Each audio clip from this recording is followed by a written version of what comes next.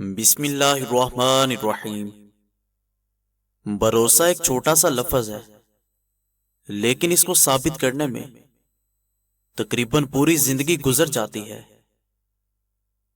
کمزور لوگ بدلہ لے لیتے ہیں، طاقتور لوگ معاف کرتے ہیں، مگر عقل مند لوگ نظر انداز کر دیتے ہیں۔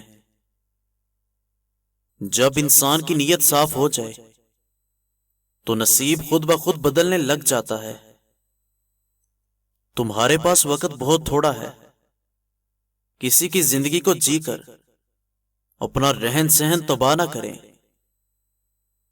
جب تمہارے عزیز و اقارب تمہارے خلاف بولنے لگ جائیں تو سمجھ جانا تم ٹھیک سمت جا رہے ہو۔ کسی نے مٹکے سے سوال کیا، تم اتنے سرد کیوں رہتے ہو؟ مٹکے نے جواباً کہا، جس کا ماضی حال اور مستقبل سب مٹی کا بنا ہو تو گرمی اور تکبر کس بات کا؟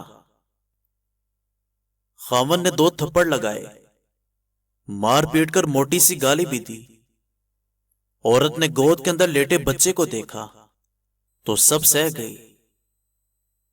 مجبوریاں تب ہی نظر آتی ہیں جب لوگوں کے دل بھر جائیں۔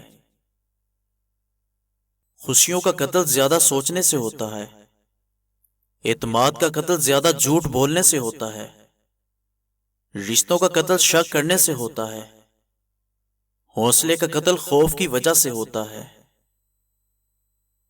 زمین ساری زندگی انسان کو رزق دیتی ہے، مگر جب انسان دنیا سے چلا جاتا ہے تو زمین انسان کو اپنا رزق بنا لیتی ہے۔